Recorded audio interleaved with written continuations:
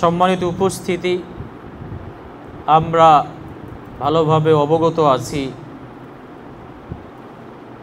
আমাদের মাঝে যেই মাসটি এখন চলছে আরবি ক্যালেন্ডার অনুযায়ী সেটা হচ্ছে মুহররম মাস। আরবি ক্যালেন্ডার অনুযায়ী এটা হচ্ছে হিজরি সালের প্রথম মাস। যেমন ইংরেজি ক্যালেন্ডার আমাদের জানুয়ারি দিয়ে ইংরেজি বছর শুরু হয়, তো আরবি ক্যালেন্ডার শুরু হয় মুহররম মাস দিয়ে। তো এই মুহররম মাস এটা অত্যন্ত একটা গুরুত্বপূর্ণ মাস।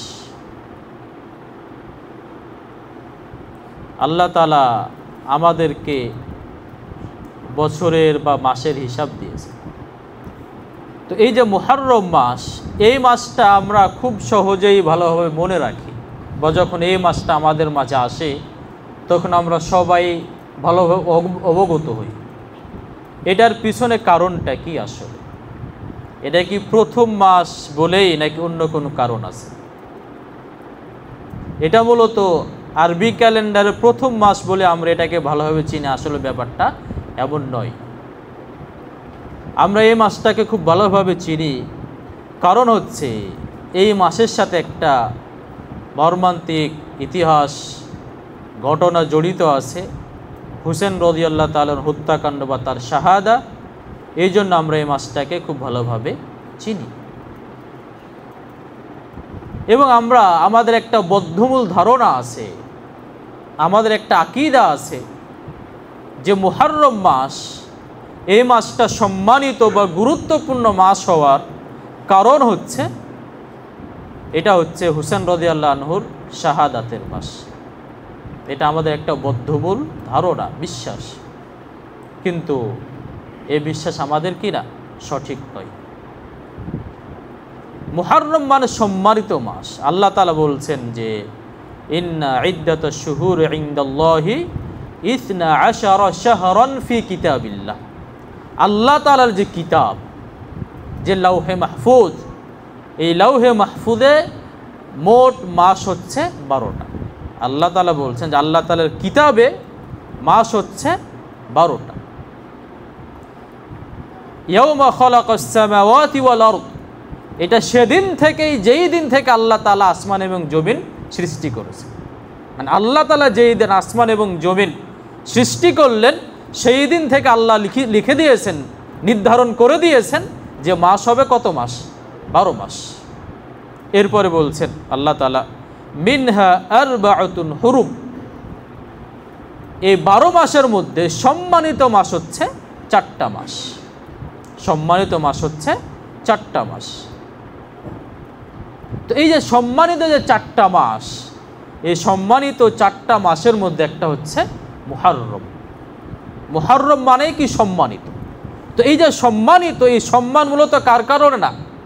সে হুসেন রাদিয়াল্লাহু আনহুর শাহাদাতকে কেন্দ্র করে নয়, বরং আল্লাহ তাআলা যেই দিন আসমান এবং জমিন সৃষ্টি করেছেন, সেই দিনে আল্লাহ তাআলা এই 4টা মাসকে সম্মানিত করে দিয়েছেন। তো আমরা বলছিলাম এই যে মুহররম মাস, এবং এখানে আরেকটা বদ্ধমূল ধারণা মনে করা হয় যে মুহররম মাস এটা প্রথম মাস হয়তো বছরের, এই জন্য যে এই কারণ হয়তো যে শাহাদাত বা হুসেন রাদিয়াল্লাহু আনহু হয়তো শাহাদাত হয়েছিল, এই কারণে হয়তো এই মাসটা প্রথম মাস। এটাও কিন্তু আমাদের কি ভুল ধারণা। বরং আমরা জানি যে আরবি ক্যালেন্ডার কীভাবে চালু হলো, এর সংক্ষিপ্ত ইতিহাস হচ্ছে যখন উমর রাদিয়াল্লাহু আনহু যখন তিনি খিলাফতে অধিষ্ঠিত হলেন, যখন তিনি খলিফা হলেন, তো সেই সময় সরকারি কাজের জন্য বিভিন্ন চিঠি আদান প্রদান করা হতো। এটা লাগেই, খুব স্বাভাবিক, লাগবেই। তো আল্লাহ তাআলা মাস নির্ধারণ করেছেন, ঠিক আছে, কিন্তু এটা বছর কখন থেকে শুরু হবে, প্রথম বছর আমরা কখন ধরব, তখনও কি নেই, নির্ধারিত ছিল না। তো এই যে চিঠি আদান প্রদান হয়, ঠিক আছে, মুহররম মাসে চিঠি পাঠানো হলো, কিন্তু এটা কোন বছরের মুহররম মাস? শাওয়াল মাসে চিঠি পাঠানো হলো, কোন বছরের শাওয়াল মাস? এটা কি লাগতো, প্যাসে লেগে যেত।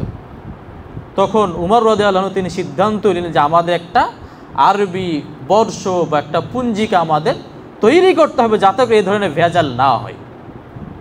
তো তিনি পরামর্শ ডাকলেন যে কীভাবে চালু করা যায়।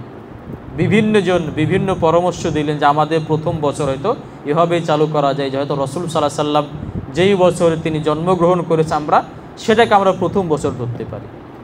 কেউ বললে না, যেহেতু আমরা রসুল সাল্লাল্লাহু আলাইহি সাল্লাম যেই বছর নবুয়ত পেয়েছেন আমরা সেটাই আমরা হিজরি ক্যালেন্ডার প্রথম বছর ধরতে পারি। এবার বিভিন্নজন বিভিন্ন পরামর্শ দিলেন। তো শেষে পরামর্শ হয় বা একটা সিদ্ধান্ত উপনীত হওয়া যায় যে না, আমরা হিজরি সালের প্রথম বর্ষ ধরব ওই বছরটাকে যেই দিন রসুল সাল্লাল্লাহু আলাইহি সাল্লাম মক্কা থেকে মদিনায় হিজরত করেছিলেন। তো সেইটাকে কি করা হয়, আরবি ক্যালেন্ডারের প্রথম বছরও ধরা হয়। এই জন্য এটাকে বলে হিজরি বছর বলা হয়। আরবি ক্যালেন্ডারকে কি বলা হয়, হিজরি ক্যালেন্ডার। কারণ অর্থাৎ রসুল সাল্লাল্লাহু আলাইহি সাল্লাম মক্কা থেকে মদিনায় তিনি হিজরত করেছেন এবং ওই দিনটা প্রথম বছর, এজন্য কি করা হয়, এই আরবি ক্যালেন্ডারের নাম হচ্ছে হিজরি ক্যালেন্ডার। তো এই যে আমরা বললাম যে এই যে আমাদের বছর বলেন, মাস বলেন, বছরের শুরু বলেন, যেটাই বলেন না কেন এটার সাথে কি নেই, এই হুসেন রাদিয়াল্লাহু তাআলা আনহু হত্যাকাণ্ডের কোনো সম্পর্ক নাই। এবং অত্যন্ত দুঃখের সাথে বলতে হয় যে আমাদের মুসলিম ইতিহাসে, ইসলামের ইতিহাসে আমরা বলতে হয় সব থেকে বড় কঠিন সময় যে হত্যাকাণ্ডের মাধ্যমে শুরু হয়েছে সেটা হচ্ছে উমর রাদিয়াল্লাহু আনহুর হত্যাকাণ্ড। হাদিসে বলা হয়েছে যে যখন উমর রাদিয়াল্লাহু আনহুকে হত্যা করা হবে তারপর থেকে মুসলিম জাতির মাঝে ফিতনা ঢুকে পড়বে এবং এই ফিতনা কখনো বন্ধ হবে না। এবং ব্যাপারটা তাই ঘটেছে। যখন উমর রাদিয়াল্লাহু আনহুর হত্যাকাণ্ড হলো, এরপরে আমাদের মুসলিম ইতিহাসে মুসলিম উম্মার মাঝে যে ফিতনা শুরু হলো, যে দ্বন্দ্ব শুরু হলো, যে বিভক্তি শুরু হলো, এই বিভক্তি আজ পর্যন্ত কমেনি, বরং দিন যত গিয়েছে তত এই ফিতনা, এই বিভক্তি আমাদের মাঝে বৃদ্ধি পেয়েছে। কিন্তু কই আমরা কেউ তো জানি না যে উমর রাদিয়াল্লাহু আনহু কবে মারা গেলেন, কোন বছর মারা গেলেন, এটা হয়তো আমরা অনেকেই জানি না। কোন এই মাসে মারা গেলেন এটাও আমরা জানি না। এরপরে উসমান রাদিয়াল্লাহু আনহু হত্যাকাণ্ড সব থেকে আমাদের আরেকটা মর্মান্তিক হত্যাকাণ্ড, যে হত্যাকাণ্ড কেন্দ্র করে আরও বড় বড় ফিতনা তৈরি হয়। বিভিন্ন খারেজি বলেন, শিয়া বলেন, বিভিন্ন ফেরকার যে হত্যাকাণ্ড কেন্দ্রিক জন্ম হয় সেটা হচ্ছে উসমান রাদিয়াল্লাহু আনহু হত্যাকাণ্ড। কিন্তু আমরা কেউ কি জানি যে উসমান রাদিয়াল্লাহু আনহু কখন মারা গেলেন, কোন বছর তাকে হত্যা করা হয়, কোন মাসে তাকে হত্যা করা হয়, আমরা কেউ তো জানি না। এরপর আলী রাদিয়াল্লাহু আনহু একই অবস্থা। এরপরে হুসাইনের ভাই হাসান রাদিয়াল্লাহু আনহু একই অবস্থা, আমরা তো কেউ জানি না। তো এই যে হুসেন রাদিয়াল্লাহু আনহুর হত্যাকাণ্ড, এটা অবশ্য আমরা বলি একটা মর্মান্তিক হত্যাকাণ্ড, কিন্তু এটা আমাদের মাঝে এতটা কেন বিস্তার লাভ করলো? আমরা কেন সরকারি ছুটি দিতে হয় আমাদেরকে সেই মুহররম মাসে, সেই 10ই মুহররমকে কেন্দ্র করে? সেই দিন কেন আমাদের সাহাবীদের ব্যাপারে, বিশেষ করে আমর বিন আস এবং অন্যান্য সাহাবীদের ব্যাপারে আমাদের কটূক্তি করা হয়, সমালোচনা করা হয়? কেন এই দিনটা কেন আমাদের মাঝে এত প্রভাব বিস্তার করল? এটা আমাদের কি চিন্তার বিষয়, আমাদের চিন্তা করতে হবে।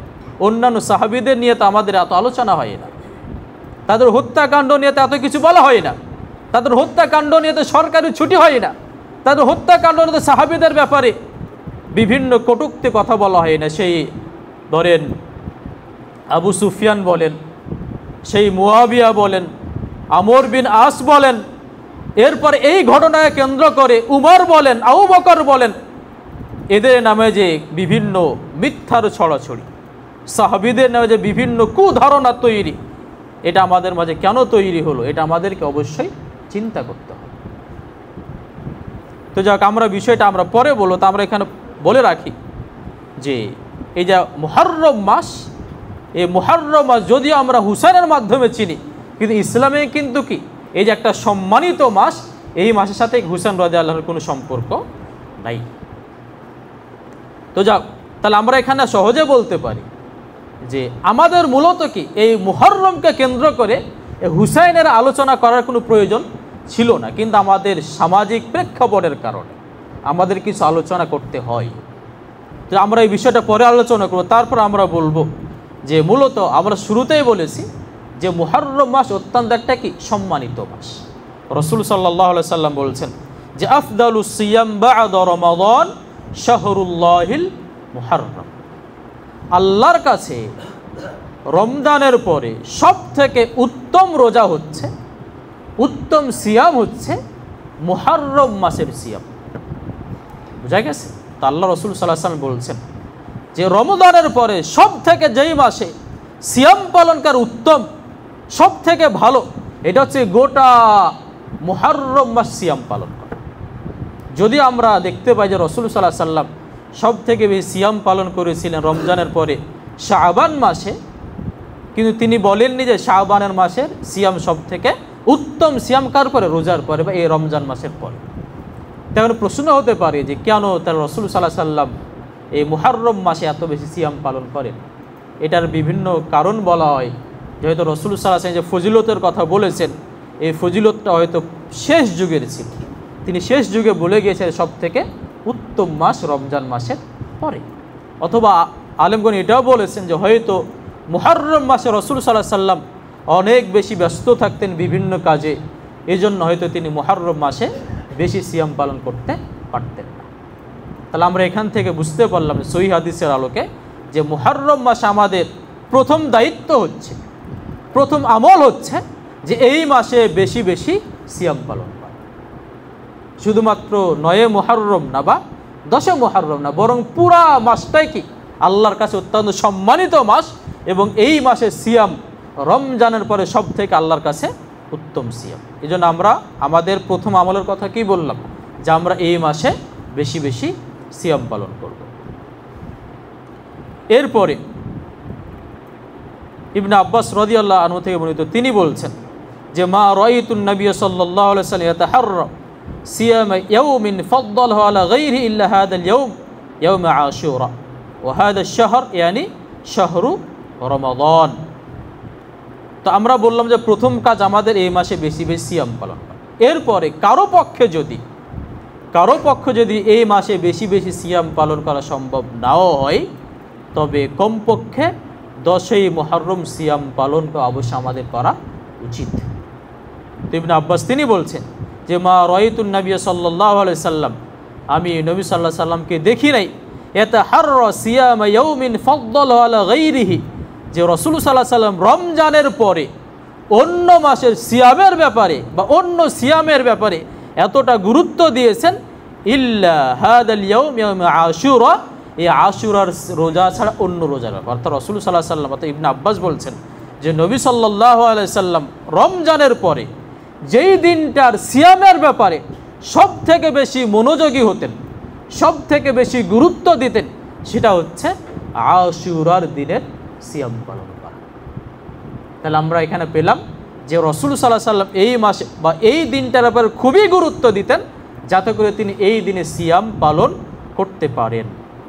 এবং এই দিনের সিয়ামের ব্যাপারে ফজিলতের ব্যাপারে রাসূল সাল্লাল্লাহু আলাইহি সাল্লাম বলছেন যে সিয়াম ইয়াউম আরাফা আহতাসিবু আলাল্লাহি আইয়ুকাফিরা সানাতাল্লাতী ক্বাবলাহু ওয়াস সানাতাল্লাতী বাদাত, যেটা আরাফার রোজা আমাদের গত মাসে গিয়েছে।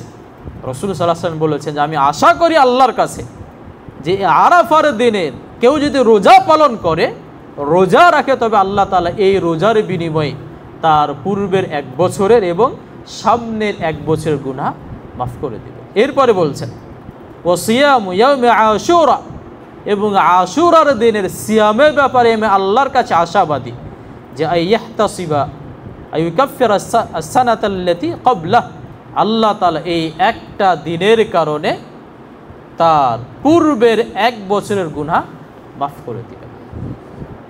তাহলে আমাদের সামনে আমাদের আজকে হচ্ছে 8ই মুহররম, কালকে হবে 9ই মুহররম, পরশু হবে কি 10 মুহররম। তো রাসূল সাল্লাল্লাহু আলাইহি ওয়াসাল্লাম বলছেন যে কেউ যদি এই একটা দিন সিয়াম পালন করে, তবে আমি আল্লাহর কাছে আশা করি যে আল্লাহ তাআলা এই দিনের কারণে পূর্বের 1 বছরের গুনাহ মাফ করে দেবেন। এবং শুধু এখানে নয়, একটা আমরা হাদিসে পাই রাসূল সাল্লাল্লাহু আলাইহি ওয়াসাল্লাম বলছেন যে মান সামা ইয়াওমান ফি সাবিলিল্লাহ বা'আদাল্লাহু বিহি 70 খরিফান মিনান নার, কেউ যদি আল্লাহ তাআলাকে রাজি খুশি করার জন্য, আল্লাহ তাআলাকে সন্তুষ্ট করার জন্য একটা দিন সিয়াম পালন করে, আর ওই সিয়াম যদি আল্লাহর কাছে কবুল হয়ে যায়, আল্লাহ তাআলা তাকে 70 বছরের দূরত্বের রাস্তা সমান তাকে জাহান্নাম থেকে দূরে রাখবেন। এটা যে কোনো সিয়ামের ক্ষেত্রে, শুধুমাত্র আশুরা না। আপনি যদি একটা সিয়াম পালন করতে পারেন আল্লাহ তাআলার জন্যে, এবং ওই সিয়ামটা যদি কবুল হয়ে যায়, তবে আল্লাহ তাআলা ওই একটা সিয়ামের কারণে তাকে জাহান্নাম থেকে তাকে মুক্ত করে দেবেন। বুঝা গেছে? তো আমরা বলি এটা কি শুধুমাত্র আশুরা না, এই যে ফজিলতটা বললাম এটা কি শুধু আশুরা, বরং যে কোনো সিয়ামের ক্ষেত্রে আমরা এই জন্য কি পুরা বছর চাইলে আমরা কি সিয়াম পালন করতে পারি। এবং আমাদের মনে রাখতে হবে যে এই যে আমরা অনেক হাদিসে পাই যে ছোট ছোট আমলের কারণে আল্লাহ তাআলা বিভিন্ন ব্যক্তিকে জান্নাত দিয়ে দেন, বিভিন্ন ব্যক্তিকে জাহান্নাম থেকে মুক্ত করে দেন। যে আমরা পেয়েছি যে একজন মহিলা পানি পান করার কারণে জাহান্নাম থেকে সে মুক্ত হয়ে গেছে। একজন ব্যক্তি পথ থেকে কষ্টদায়ক জিনিস সরিয়ে দেওয়ার কারণে সে জাহান্নাম থেকে মুক্ত হয়ে গেছে। এই যে ছোট ছোট কাজ, কিন্তু কি এর প্রতিদান আমরা কি পাই? জাহান্নাম থেকে সে মুক্ত হয়ে যায়। এটা কারণটা কি? এটার কারণ হচ্ছে আমাদের মনে রাখতে হবে যে আমল আল্লাহর কাছে, আমলটার দেহ কত বড় এটা আল্লাহর কাছে গুরুত্বপূর্ণ না।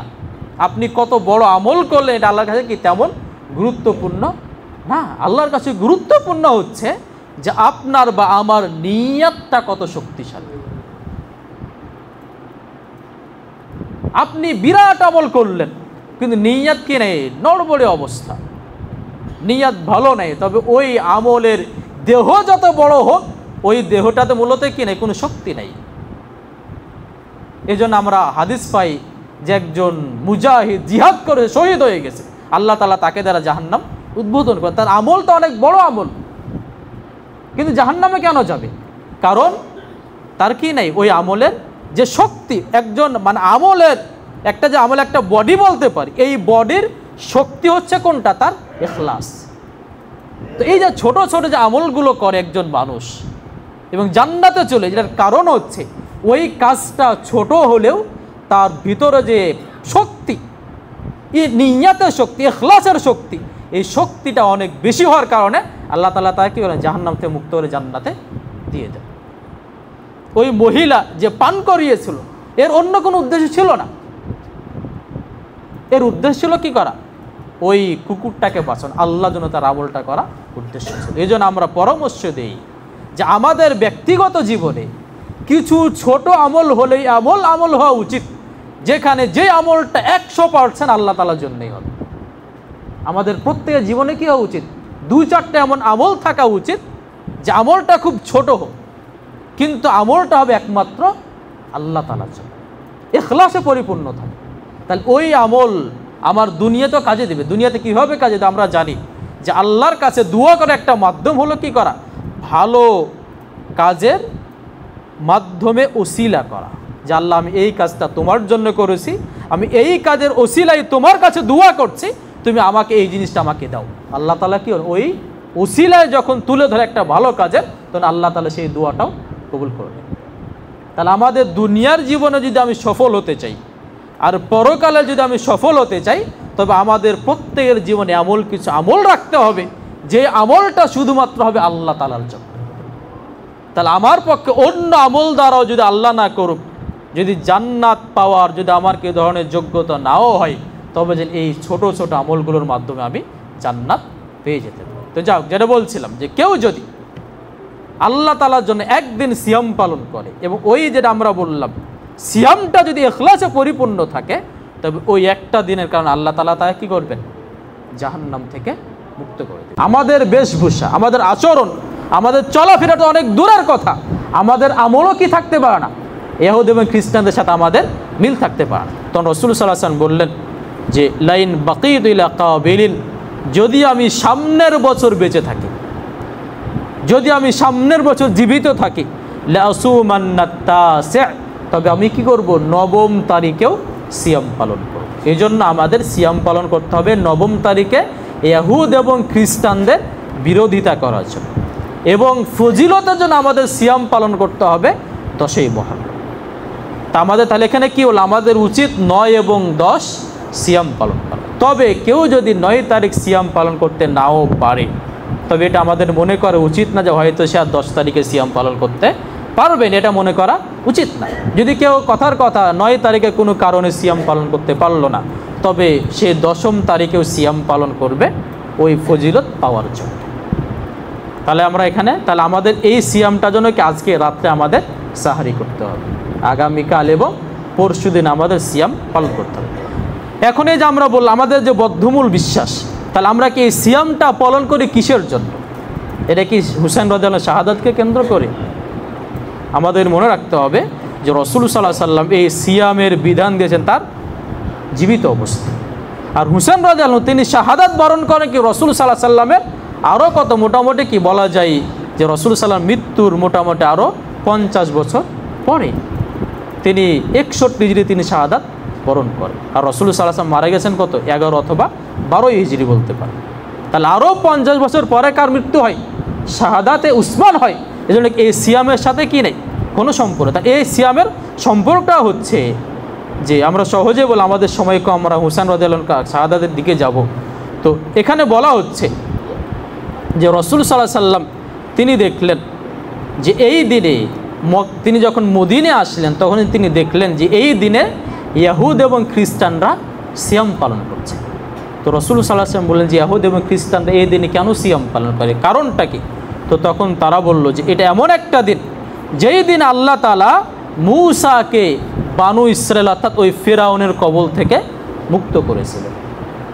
এটা এমন একটা দিন যেই দিনেকে আল্লাহ তাআলা মূসাকে ফিরআউনের কবল থেকে মুক্ত করেছিলেন। এই মুক্ত যেহেতু আল্লাহ তাআলা করেছিলেন, এর শুকরিয়া স্বরূপ ইহুদ এবং খ্রিস্টানরা এই দিনে সিয়াম পালন করে। তখন রাসূল সাল্লাল্লাহু আলাইহি ওয়াসাল্লাম বললেন যে ওয়া নাহনু নাসুমু তা'যীমান লাহু, আমরাও এই দিনের সম্মানার্থে বা মূসার সম্মানার্থে আমরা কী করব? এই দিনেও সিয়াম পালন করব। অন্য বর্ণনা আছে রাসূল সাল্লাল্লাহু আলাইহি ওয়াসাল্লাম বলছেন যে ইহুদ এবং খ্রিস্টানরা যদি সিয়াম পালন করতে পারে তবে আমরা বেশি অধিকার রাখি তাদের তুলনায় বেশি সিয়াম পালন করা। কারণ মূসা তো তার প্রকৃত অনুসারী না, তারা তার প্রকৃত অনুসারী না হওয়া সত্ত্বেও তারা যদি সিয়াম পালন করে তবে আমরা এই দিনে সিয়াম পালন করার অধিকার আরও বেশি রাখি।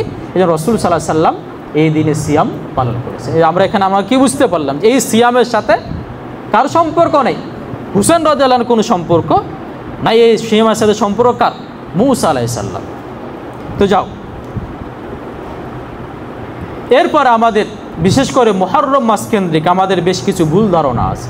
যেন আমরা অনেকেই মনে করি যে মুহররম মাস হুসেন রাদিয়াল্লাহু আনহু মারা গেছেন এই দিনে, এই বছর, এই মাসে বিবাহ করা উচিত না। আমাদের অনেক সমাজে কী করে এই মাসে বিবাহ দেয় না।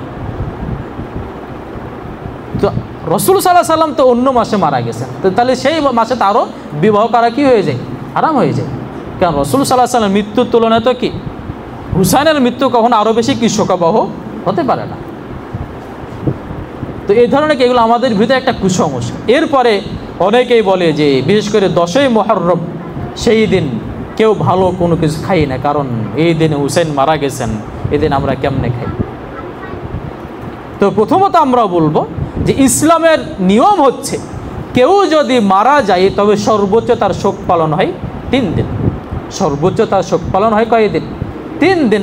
আর হুসেন রাদিয়াল্লাহু আনহু তিনি মারা গেলেন কত বলা যেতে পারে আর হয়তো 20 বছর কম আছে, 1400 বছর আগে, মানে 1380 বছর হয়ে গেছে। তো এতদিন পরে কি হবে তার শোক পালন হতে পারে? এই জন্য আমরা বলবো যে হুসেন রাদিয়াল্লাহু সহজ আমরা এক কথায় বলে দিতে পারি যে হুসেন রাদিয়াল্লাহু আনহু কেন্দ্রিক এই মাসে আমাদের কোনো করণীয় নাই। আমাদের এক কথায় জবাব শেষ যে এই মাসে কি নেই?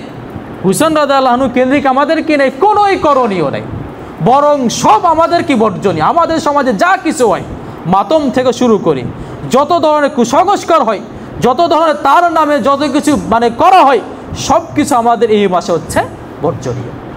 আমাদের এই মাসে একটাই কাজ, বেশি বেশি সিয়াম পালন করা। এই জন্য আমরা বিশেষ করে আমরা বলবো যে দেখা যায় যে আমি যদি এই কাজে অংশগ্রহণ না করে, আমার অনেক সময় দেখা যায় যে এই দিনে বিভিন্ন ওই মাতমে আমাদের অংশগ্রহণ করে। অনেকেই ওই মাতম বা ওই যে তাজিয়া মিছিল যায় এটাতে অংশগ্রহণ করে, তাজিয়া মিছিলে দেখে অনেকে আনন্দ গ্রহণ করে। এই সবগুলো আমাদের জন্য হারাম, কারণ পাপ কাজের মাধ্যমে কোনো ধরনের আনন্দ নেওয়া জায়েজ না। সহজ কথা কি, যেহেতু এটা পাপ কাজ আমরা মানি, এগুলো বিদআত, এগুলো কুসংস্কার, এগুলো ইসলামের নামে অন ইসলাম চর্চা, তো যদি এগুলো পাপের কাজ হয়, যদি বেদাত হয়, তাহলে আমার এবং আপনার পক্ষে ওই বেদাত দ্বারা কীভাবে আনন্দ গ্রহণ করা, বিভিন্নভাবে সেটাতে অংশগ্রহণ করা, সেদিকে তাকিয়ে দেখা, সেটাকে দেখে আনন্দ ফিল করা, এটা আমাদের জন্য কীভাবে জায়েজ হতে পারে? এগুলো আমাদের জন্য, এগুলো আমাদের বর্জন করতে হবে। সাথে সাথে এগুলোকে আমাদের জন্য দেখাও কি না জায়েজ হবে না। তো যাক, আমরা সংক্ষিপ্ত আমরা বলবো যে আসলে এই কারবালার কাহিনীটা আসলে কি, এটা কি যতটা আমাদের সামনে রং মাখিয়ে প্রচার করা হয়, আসলে কি ব্যাপারটা তেমনই? বিশেষ করে এই কারবালা আসলে আমাদের প্রথম টার্গেট হয়ে যায় মুআবিয়া রাদিয়াল্লাহু তাআলা। আমরা বলি যে তিনি তার ছেলে ইয়াজিদকে ক্ষমতায় রেখে গেছেন। তো প্রথমত কথা হলো যে যখন মুআবিয়া রাদিয়াল্লাহু তিনি একজন সাহাবী, তিনি একজন কি সাহাবী, সাহাবীদের ব্যাপারে মুসলিমরা কখনো জবান দরাজ করতে পারে। রাসূল সাল্লাল্লাহু আলাইহি ওয়াসাল্লাম বলেছেন যে শুনে রেখো, লাউ আনফাকা আহাদুকুম মিসলা উহুদিন যাহাবা, যদি কেউ তোমাদের, আমার সাহাবীরা বাদ দিয়ে পরবর্তী যুগের কেউ যদি উহুদ পাহাড় পরিমাণ স্বর্ণ খরচ করে আল্লাহ তাআলার পথে, মা বালাগা মুদ্দা হাদিম ওয়ালা নাসিফি, তো সাহাবায়ে কেরাম এক মুষ্টি যে দান করেছেন বা অর্ধ মুষ্টি যে দান করেছেন, ওই দানের সমপরিমাণ তোমরা মর্যাদা পৌঁছতে পারবে না যদিও তোমরা কি করো, উহুদ পাহাড় পরিমাণ স্বর্ণ খরচ করো। কারণটা কি? কারণ হচ্ছে ওই সময়ের এক মুদ বা অর্ধমুদ ইসলামের যে লাভ করেছে, উন্নয়ন করেছে, সহযোগিতা করেছে, পরবর্তী যুগে তোমরা কি এই উহুদ পাহাড় পরিমাণ তোমরা খরচ করে দিলেও ইসলামের কি ততটা কি হবে না, কল্যাণ হবে না। এই সময় আপনি একজন সাহাবী, একজন তাবী, তিনি এক সাহাবীকে বলছেন যে আমি যদি সাহাবী হতাম, আমি যদি রসুলের যুগ পেতাম, তাহলে আমি কখনো রসুল সাল্লাল্লাহু আলাইহি সাল্লামের পাশ ছেড়ে যেতাম না, আমি সবসময় তার পাশে লেগে থাকতাম। তখন ওই সাহাবী বললেন, তুমি আল্লাহর শুকরিয়া আদায় করো যে তুমি কি একজন তাবী, মুসলিমের ঘরে জন্মগ্রহণ করতে পেরেছো, এটা তুমি শুকরিয়া আদায় করো। কারণ তুমি যেমনটা ভাবছো আসলে তেমনটা না। বাট এমন একটা সময় ছিল যখন আমাদের কেউ তরবারি তুলেছে তার পিতার বিরুদ্ধে, পিতা তরবারি তুলেছে তার সন্তানের বিরুদ্ধে, ভাই তরবারি তুলেছে আর এক ভাইয়ের বিরুদ্ধে। তুমি একটু চিন্তা করো, তুমি কি ওই সময় তুমি কি তোমার পিতার বিরুদ্ধে তরবারি তুলতে পারতে? এতটাই কি সহজ? তুমি আজকে আশা করো যে আমি সাহাবীদের যুগে বাস করলাম, আমি কী করতাম, রসুলের সাথে আমি লেগে থাকতাম। আপনার একটু চিন্তা করেন, এটা সম্ভব ছিল? সাহাবীদের যে ঈমান, সাহাবীদের যে ত্যাগ, ইসলামে তাদের যে সব কিছু বিসর্জন দিয়ে দাও, এটা আমাদের পক্ষে কল্পনা করা কিনা সম্ভব না। এই জন্য রসুল সাল্লাল্লাহু আলাইহি ওয়াসাল্লাম বলে, শুনে রাখো, তোমাদের যদি কেউ উহুদ পাহাড় পরিমাণ স্বর্ণ দান করো, তবে কি তাদের এক মুদ অর্ধ এক, মানে এই যে হাত, এই এক হাত তাদেরকে ওই দানা গম জব খরচ করার সময় তোমরা নেকি অর্জন করতে পারবে। আর এই মুহররম আসলে আমাদের সাহাবীদের বিরুদ্ধে বিভিন্ন আমাদের কি মুখ খুলে যায়, নাউযুবিল্লাহি মিন যালিক। তো আমাদের প্রথম টার্গেট হয়ে যায় কে? মুআবিয়া রাদিয়াল্লাহু, যে তিনি তাকে নাকি ইয়াজিদে কেন তিনি তার মানে এই পরবর্তী তিনি তাকে খলিফা নিয়োজিত করলেন। তো প্রথম কথা হলো, যখন মুআবিয়া রাদিয়াল্লাহু যখন তিনি দেখলেন যে আমার বয়স শেষ হয়ে যাচ্ছে, আমি হয়তো যে কোনো সময় মারা যাব, তখন তিনি পরামর্শ করলেন যে আমাদের পরবর্তীতে আমি কাকে এই খেলাফতের দায়িত্ব দিতে পারি। তখন বিভিন্ন জন পরামর্শ দিলেন যে এটার জন্য উপযুক্ত হচ্ছে আপনার সন্তান ইয়াজিদ, সে হচ্ছে কি উপযুক্ত। কারণটা কি? আমাদের মনে রাখতে হবে যে সরকার চালানো বা ক্ষমতায় পরিচালনা করা এবং তাকওয়া এটা এক জিনিস না। মুত্তাকি হলে যে কি হয়ে যাবে, সে ক্ষমতা ভালোভাবে চালাতার ব্যাপারটা এমন না। আমাদের চিন্তা করেন, আমাদের মসজিদগুলো চিন্তা করেন যে মসজিদগুলো কারা পরিচালনা, দায়িত্বশীল কারা, এটা কি দেখা যায় কে তাকওয়াশীল সবথেকে বেশি তাকে দেওয়া হয়। আমাদের মনে রাখতে কি, মানে ক্ষমতা পরিচালনার যোগ্যতা এক বিষয় আর তাকওয়া একজন কি ভিন্ন বিষয়। এই জন্য ইয়াজিদ অনেকে প্রশ্ন করে যে সাহাবীরা বেঁচে থাকতে তিনি কি হবে, ইয়াজিদকে তিনি কি দিলেন, তার পরবর্তী খলিফা নিযুক্ত করে গেলেন।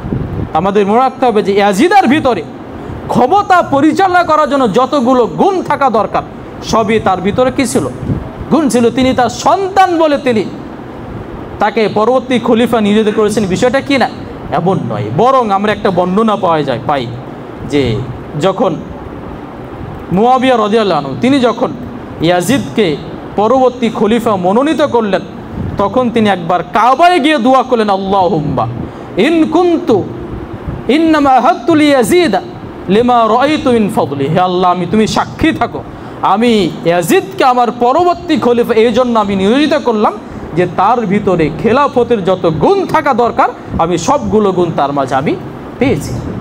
এরপরে তিনি বলছেন, ফাবাল্লিগুহু মা আমিলতু ওয়া আইনহু, এবং আমি যদি এটা সত্যি, যদি আমার এটা নিয়ত থাকে যে আমি এই জিনিসটা দেখেই যদি আমি তাকে পরবর্তী খলিফা নিযুক্ত করে যাই, তবে আল্লাহ আমি যে আশা করছি তুমি সেই পর্যন্ত তাকে জীবিত রাখো, অর্থাৎ তাকে কি ওই খেলাফতে যাওয়া পর্যন্ত কি রাখো, জীবিত রাখো, এবং তাকে তুমি সাহায্য করো।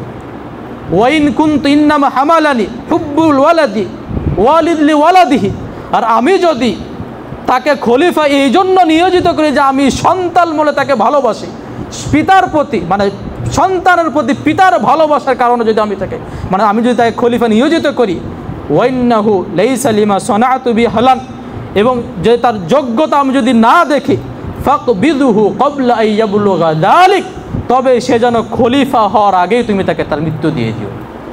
তিনি দোয়া করছেন সন্তানের বিপক্ষে যে হে আল্লাহ, যদি আমার যদি উদ্দেশ্য ভুল থাকে, আমার যদি নিয়াতে ত্রুটি থাকে, তবে তার খলিফা হওয়ার আগে তুমি করো তাকে মৃত্যু দাও, তাকে তুমি জীবিত রাখিও না, তাকে কি করো মৃত্যু দাও। এবং আমাদের মনে রাখতে হবে, যখন তিনি তাকে ইয়াজিদকে যখন তিনি খলিফা মনোনীত করলেন, ওই সময় এই কাজের কেউ বিরোধিতা করে নাই, অযোগ্যতার ভিত্তিতে কেউ বিরোধিতা করে না। শুধুমাত্র আব্দুর রহমান বিন আবু বকর এবং আবদুল্লাহ বিন জুবাইর তারা বলেছিলেন যে আপনি যে কাজটা করলেন এই কাজটা কি হয় নাই, ঠিক হয় না, এটা যোগ্যতার কারণে না, কিসের কারণে? তারা বললেন যে আপনি যেভাবে তাকে নিয়োগ করলেন, হতে পারে এটাকে কেন্দ্র করে কি হতে পারে যে কি বংশগতভাবে এই খেলাফতের অবস্থা চালু হতে পারে। শুধুমাত্র বিরোধিতা কে করেছিল? আব্দুর রহমান বিন আবু বকর এবং আবদুল্লাহ বিন জুবাইর, তাও যোগ্যতা নিয়ে কোনো বিরোধিতা ছিল না, ছিল কোনটা এই পদ্ধতি নিয়ে কী ছিল, তারা বলেছিলেন যে এই পদ্ধতিটা কি হয় নাই, ঠিক হয়নি। তাহলে এখানে মূলত কি মুয়াবিয়া কী করেননি, অযোগ্য সন্তানকে তিনি কী করেননি, তার খেলাফতের জন্য মনোনীত করেননি। এই জন্য মুয়াবিয়াকে হাত বাড়া, এবং আমরা যেটা আগে বললাম যে যোগ্যতা, এবং যদি বলেন যে মুয়াবিয়া তো ইয়াজিদ তো ফজিলত ছিল না, সেটা একজন তাবি আর অন্যরা সাহাবি ছিলেন। তা আমরা আগে কি বলেছি যে মুত্তাকি তাকওয়া এবং কি খেলাফত পরিচালনা কি না এক বিষয় না, এবং এক্ষেত্রে সবাই একমত। আমরা সবাই জানি যে কি আলী রাদিয়াল্লাহু আনহু কী ছিলেন, মুয়াবিয়া থেকে অবশ্যই তিনি কী ছিলেন, শ্রেষ্ঠ ছিলেন। কিন্তু আপনারা দেখেন সবাই এটা এটা মেনে নিয়েছে যে খেলাফত পরিচালনার দিক থেকে মুয়াবিয়া বেশি যোগ্য ছিলেন কার, আলীর। কারণ আলী রাদিয়াল্লাহু আনহুর খেলাফতকালে ফিতনা যতগুলো মাথা চাড়া দিয়েছিল, মুয়াবিয়ার আমলে কি সব ফিতনা কি হয়ে যায়, দমন হয়ে যায়। এবং তার বিশেষ করে মুয়াবিয়ার যুগে কোনো ধরনের ফিতনা ছিল না, সব মুসলিম দেশগুলো কি হয়ে যাবে, সব মুসলিম ভূখণ্ডগুলো সবাই কি শান্তির সাথে তারা বসবাস করছিল। তাই জন্য আমরা বলছি কি এই খেলাফত পরিচালনা এবং ফজিলত মর্যাদা আসলে কি না, তা কয়েক জিনিসটা। এরপরে যখন মুয়াবিয়া রাদিয়াল্লাহু আনহু যখন তিনি মারা গেলেন, ইয়াজিদ তখন খলিফা হলেন এবং সকল তিনি প্রদেশে ঘোষণা দিলেন যেন তার পক্ষ থেকে বাইআত দেওয়া হয়। তো সেই সময় হুসেন রাদিয়াল্লাহু আনহু তিনি মদিনাতে বসবাস করছেন, তখন তিনি মদিনার লোকদেরকে ডাকলেন বায়াত নেওয়ার জন্য, বায়াত দেওয়ার জন্য। তো তিনি হুসাইনকেও ডাকলেন। সে সময় ওয়ালিদ বিন উতবা ছিল এই মদিনার গভর্নর ছিলেন। তো তখন হুসেন রাদিয়াল্লাহু আনহু বললেন যে আমি যখন তাকে বললেন তুমি বায়াত দাও, তখন তিনি বললেন যে না, আমি এভাবে গোপনে বায়াত দিব না, সবাই যেন প্রকাশ্যে বায়াত দিব, তখন আমিও কি প্রকাশ্যে বায়াত দিব, যাতে করে এটা কি সবাই আমার বিষয়টা জানতে পারে। তো তিনি বললেন ঠিক আছে, তাহলে আগামীকাল ব্যবস্থা কর, আমরা কি আগামীকালকে বায়াত দেব। তো এরপরে হুসেন রাদিয়াল্লাহু আনহু তিনি কি মনে করে তিনি ওই রাত্রে কি তিনি মদিনা থেকে আবার মক্কায় চলে গেলেন, যেহেতু পরবর্তী দিনে কি বায়াত দেওয়ার কথা ছিল, কিন্তু ও রাত্রে তিনি চলে এলেন, কোথায় চলে গেলেন, মদিনায় মক্কায় চলে গেলেন। মক্কায় কেন গেলেন এটা অস্পষ্ট, অনেকে ভাবতে হয়তো তিনি কি বায়াত দিবেন না বলে মিথ্যা কথা বলে হয়তো তিনি চলে যায়, আসলে বিষয়টা কি এমন না। অনেকে বলে থাকেন যে হয়তো ওই যেটা রজব মাস ছিল, রজব মাসে বিশেষ করে সবাই উমরা করে, এই জন্য হয়তো তিনি উমরার উদ্দেশ্যে মক্কায় তিনি চলে গেছেন। এবং তিনি বায়াত থেকে বাঁচার জন্যে না, কারণ বায়াত থেকে তিনি বাঁচবেন কীভাবে যদি এটা তার উদ্দেশ্য, তাহলে বায়াত বাঁচার উপায় নেই। কারণ গোটা মুসলিম তো কার? ইয়াজিদের অধীনে। তো যদি তিনি মদিনায় বায়াত না দেন তাহলে তো অবশ্যই তাকে মক্কা তো কি দিতে হবে? বায়াত দিতে হবে, কারণ মক্কাতে অবশ্যই গভর্নর আছে। তাহলে আসলে কেন এই ধরনের তিনি মিথ্যা কথা বলেছেন বিষয়টা কি না, এমন না। বরং আল্লাহ তাআলাই ভালো জানেন তিনি কেন মক্কা থেকে তিনি এই মদিনা থেকে তিনি মক্কায় চলে গেলেন। এরপরে তিনি মক্কায় তিনি বসবাস করতে থাকলেন এবং মক্কায় তিনি মোটামুটি তিনি রজব মাসে কি গেলেন? মক্কায় গেলেন। রজব শেষের দিকে 28শে রজব মানে মারা যায় মুআবিয়া রাদিয়াল্লাহু আনহু, মানে শাবান মাস জানেন, শাবানে তিনি গেলেন মক্কায় গেলেন, শাবান থাকলেন, তারপর রমজান থাকলেন, তারপরে কি মুহররম থাকলেন। এরপরে জুলহজ মাসে তিনি আবার কোথায় চলে যান? কুফার উদ্দেশ্যে যান। মানে তিনি মক্কায় তিনি অবস্থান করেছিলেন মোটামুটি 3 মাসের বেশি, মোটামুটি 3.5 মাস। তো এখানে আমাদের বলা হয় যে এখানে দেখেন তো, এবং বিশেষ করে ইয়াজিদ তিনি মক্কা মদিনার গভর্নরকে বলেছিলেন যে তোমরা বিশেষ করে আবদুল্লাহ বিন জুবাইর এবং হুসাইনের ব্যাপারে তোমরা সাবধানে থাকবে, তাদের ব্যাপারে তোমরা বাড়াবাড়ি করিও না, তাদের যে মর্যাদা সেই মর্যাদা অবশ্যই তোমরা কী রাখবে? অক্ষুণ্ণ রাখবে। তো এই যে মক্কায় তিনি গেলেন, মক্কাতে তিনি 3.5 মাস মতো ছিলেন, কখনো তাকে জোর করে বায়াত নেওয়া হয়নি বা তার বিরুদ্ধে কখনো কি করা হয়নি, কোনো ধরনের পদক্ষেপ গ্রহণ করা হয়নি। তো এমনকি কিছু বর্ণনায় পাওয়া যায় যে ইয়াজিদ ওই হুসেন রাদিয়াল্লাহু আনহু চাচাতো ভাই আবদুল্লাহ বিন আব্বাসকে চিঠি দিতেন যে দেখো তোমরা হুসাইনকে বলো সেজন্য কি দিয়ে দেয়? বায়াত দিয়ে দেয়। তিনি বারবার কি করতেন? কিছু বর্ণনা পাওয়া যায় তিনি অনুরোধ করে চিঠি দিতেন আবদুল্লাহ বিন আব্বাসকে যে তুমি বলো যেন সে কী করে? আমাদের জন্য যেন বায়াতটা দিয়ে দেয়।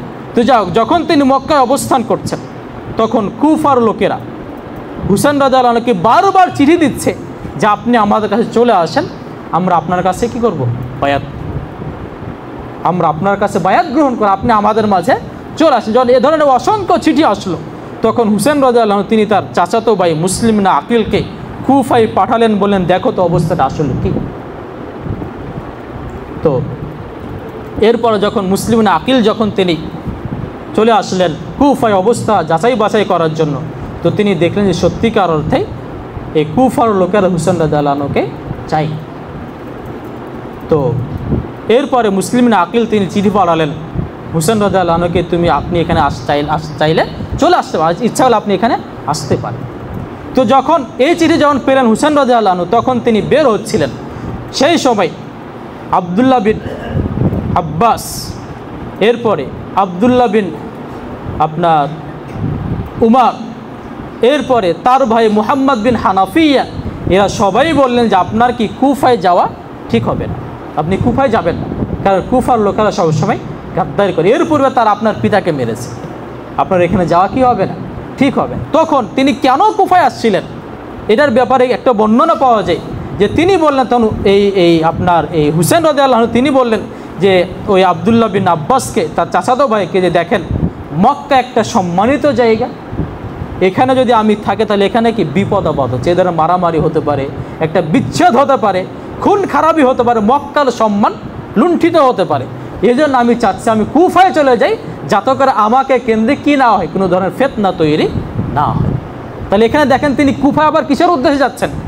তিনি যে আবার এখানে আমাদের বলা হয় যে তিনি হয়তো আবার তিনি সে এখানে বায়াত নেবেন বা কোনো একটা তিনি বিদ্রোহ করবেন, এ ধরনের কি কোনো কারণে আসলে কি জাননি তিনি, তার এই কথা থেকে বোঝা যায় তিনি তার এমন কোনো উদ্দেশ্য ছিল না, বরং তিনি বলছেন আমি মক্কায় থাকলে আমার মক্কার যে সম্মান, এই সম্মান হানি হবে, সম্মানে ব্যাঘাত ঘটবে, এই জন্য আমি চাই না যে মক্কার সম্মানে ব্যাঘাত ঘটবে।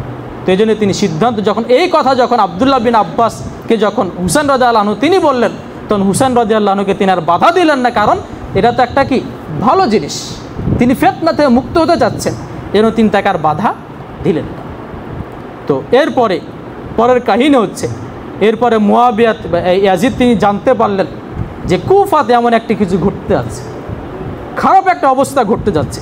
তো ওই সময় আপনার কুফার গভর্নর ছিল নু'মান বিন বাশির, তিনি একজন সাহাবী ছিলেন। নু'মান বিন বাশির তিনি একজন সহজ সরল মানুষ ছিলেন, কোমল হৃদয়ের মানুষ ছিলেন। তো তিনি দেখলেন যে নু'মান বিন বাশিরকে যদি এখানে রাখা হয় গভর্নর হিসাবে, তাহলে এখানে কি ফিতনা দূর হবে। এই জন্য তিনি নুমান বিন বাশিরকে বাদ দিয়ে সেখানের গভর্নরের দায়িত্ব দিলেন ওই উবাইদুল্লাহ বিন জিয়াদ, যেটা আমরা সবাই চিনি উবাইদুল্লাহ বিন জিয়াদ। তো উবাইদুল্লাহ বিন জিয়াদ যখন তিনি এখানে গভর্নর হলেন তখন তিনি বিষয়টা ভালো বুঝলেন, যেখানে একটা ফিতনা হতে যাচ্ছে, একটা বিদ্রোহ হতে যাচ্ছে, হয়তো একটা খারাপ পরিবেশ তৈরি হতে যাচ্ছে। তখন তিনি সেটাকে কঠোর হাতে দমন করলেন এবং মুসলিমিন আকিলকে তিনি গ্রেফতারের আদেশ দিলেন, তাকে যেন গ্রেফতার করা হয়। তো ওই সময় বলা হয় যে যেই কুফার লোকেরা সেই মুসলিমিন আকিলকে নিরাপত্তা দেওয়ার কথা, ওই সময় যখন তিনি গ্রেফতারের আদেশ দিলেন তখন তার সাথে মোটে বলা হয় 4000 লোক ছিল সেই মুসলিম বিন আকিলের সাথে। তো যখন আদেশ দিল গ্রেফতার তখন সবাই তাকে ছেড়ে পালিয়ে গেল। এরপরে মুসলিমিন আকিলকে ধরা হলো, গ্রেফতার করা হলো। তখন মুসলিমিন আকিল দেখলেন যে আমাকে হয়তো মৃত্যুদণ্ড দেওয়া হবে, তাই তিনি তার ভাই হুসাইনকে চিঠি লিখলেন যে অবস্থা আবার কি সম্পূর্ণ পাল্টে গেছে, আপনি আর এখানে আসবেন, বরং আপনি কি মক্কায় অবস্থান করেন। এদিকে হুসেন রাদিয়াল্লাহু তিনি তার পরিবার নিয়ে কুফার উদ্দেশ্যে তিনি অলরেডি রওনা দিয়ে দিয়েছেন। তো যখন মোটার কাদেসিয়া কাছাকাছি, কুফার কাছাকাছি, যখন কাদেসিয়াতে তিনি পৌঁছছিলেন তখন ওই চিঠি গিয়ে পৌঁছায় হুসাইনের কাছে যে তার ভাই মুসলিমিন আকিল তিনি পরামর্শ দিয়েছেন তিনি যেন আবার ফেরত চলে যান। তো সেই সময় তিনি সিদ্ধান্ত নিলেন যে আমরা তাহলে কি ফেরত চলে যাওয়ার, এখানে থাকবো না বা আমরা এদিকে আর যাব না। তখন মুসলিমিন আকিলের ভাই তিনি বললেন যে আমার ভাইকে হত্যা করা হয়েছে, আমার ভাইকে মেরে ফেলা হয়েছে, আমরা কখনো আমরা মক্কায় ফিরে যাব না, আমরা কি সামনেই যাব, আমরা কুফাতেই যাব। তো তখন তিনি সিদ্ধান্ত নিলেন যে তখন হুসেন রাদিয়াল্লাহু তিনিও মত পরিবর্তন করলেন এবং তিনি বললেন ঠিক আছে আমরা সামনেই তাহলে যাব। আমরা যেটা আগে বলেছি এটা উদ্দেশ্য কী ছিল না, বিদ্রোহ করার উদ্দেশ্য ছিল না, তিনি এমনিকেই স্বাভাবিকভাবে তিনি এই কোথায় আসছেন, কুফায় আসছেন। তো এরপরে সেই উবাইদুল্লাহ বিন জিয়াদ তিনি তার সেনাপতি উমার বিন সাদ তার সেনাপতি ছিল উমার বিন সাদ। এই সাদ বলতে সাদ একজন সাদ বিন আবি ওয়াক্কাস আপনারা নাম শুনেছেন। তো সাদের ছেলে হচ্ছে উমার, তিনি একজন তাবিঈ। তো তিনি সেনাবাহিনীর তিনি কি ছিলেন, প্রধান ছিলেন যেখানে। এরপর উমার বিন সাদকে তিনি পাঠালেন হুসাইনের সামনে যাওয়ার জন্য। তো হুসাইন যখন কাছে উমার বিন সাদ যখন হুসাইনের কাছে গেলেন তখন হুসাইন বলছেন যে তাহলে তোমরা আমাদেরকে সুযোগ দাও, আমরা কি সেই সীমানায় অঞ্চলে চলে যাব, আমরা সীমানায় গিয়ে সেখানে আমরা কাফেরদের সে সীমানা পাহারা দিব, সেখানে আমরা বসবাস করব। তো এই যখন তথ্য বা এই শর্তগুলো যখন উবাইদুল্লাহ বিন জিয়াদের কাছে পাঠানো হলো তখন উবাইদুল্লাহ বিন জিয়াদ বলছে না এটা হতে পারে না, বরং তাকে আমার হাতে বায়াত করতে হবে প্রথমে। উবাইদুল্লাহ বিন জিয়াদ তিনি বলে বসছিলেন যে না এই 3টা শর্ত মানা হবে না, বরং আমার হাতে তাই কী করতে হবে, বায়াত করতে হবে। তখন হুসেন বলে যে না এটাও সম্ভব না, এটা স্বাভাবিক। হুসেনের যে মর্যাদা আমরা অবশ্যই বিশ্বাস করি যে হুসেনের যে মর্যাদা, এই মর্যাদার কাছে অন্য কেউ কিছুই না। রাসূল সাল্লাল্লাহু আলাইহি ওয়াসাল্লাম বলেছেন যে ব্যক্তি হুসেন এবং হাসানকে ভালোবাসবে আমি তাকে ভালোবাসি, এবং যারা তাকে ঘৃণা করবে আমরা তাকে ঘৃণা করি।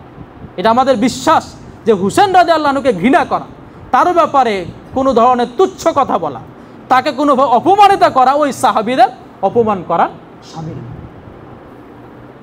তো এই জন্য বললে যে এটা অসম্ভব যে আমি ইয়াজিদের আব্দুল্লাহ বিন জিয়াদের কাছে আমরা কি করব না, বায়াত করব না। তো এই যে যখন কোন একটা শর্ত যখন হলো না তখন তাদের ভিতরে কি হয়, সেই কারবালার প্রান্তরে গিয়ে, এটা তো যুদ্ধ বলা যায় না, বরং এটা ভুল করেছে কে, মূলত এই কাজটা এই ভুল পদক্ষেপ, এই ভুল বা অন্যায়টা ছিল মূলত আব্দুল্লাহ বিন জিয়াদের, উবাইদুল্লাহ বিন জিয়াদ। এর জন্য সে পরিপূর্ণ দায়ী উবাইদুল্লাহ বিন জিয়াদ, কারণ সে তো একটা ভালো প্রস্তাব দিয়েছেন হুসেন রাদিয়াল্লাহু, তিনি এটা অবশ্যই কি তার মেনে নেওয়া উচিত ছিল। এই যে তাহলে এখানে আমাদের একটা জিনিস মনে রাখতে হবে, এই যে হত্যাকাণ্ড, এই যে হুসেনকে শাহাদাত, এবং এখানে আমাদের অনেক কিছু আমাদের অতিরঞ্জন করা হয় যে ফুরাত নদীতে তিনি নামলেন, পানি খাইতে চাইলেন, হাত তুললেন, তিনি রক্ত দেখলেন, তিনি ফেলে দিলেন। এরপরে বলা হয় যে আসমান থেকে সেদিন কি নামলো, বৃষ্টি। ও কত আজগুবি কথাবার্তা, এগুলোর কোনো ভিত্তি নেই।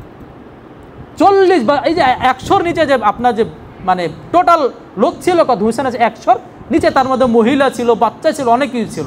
এদের দ্বারা যুদ্ধ কি কখনো যুদ্ধ হতেই পারে বা এটা যুদ্ধ ছিলই না, বা এটা অবশ্যই এটা কি ছিল উবাইদুল্লাহ বিন জিয়াদ তার পক্ষ থেকে এটা কি ভুল পদক্ষেপ, এবং এই অন্যায়টা মূলত তার পক্ষ থেকে নেওয়া হয়। এবং আমরা বলতে চাচ্ছি যে এই যে হত্যাকাণ্ড, এই হত্যাকাণ্ডের মূলত এই জন্য দায়ী হচ্ছে উবাইদুল্লাহ বিন জিয়াদ এবং এর সাথে ইয়াজিদের কি নেই, কোনো সম্পর্ক নেই। তিনি জানতেন না যে এটা কি এখানে কি হবে, এ ধরনের একটা মর্মান্তিক একটা ভয়াবহ একটা ঘটনা ঘটে যাবে।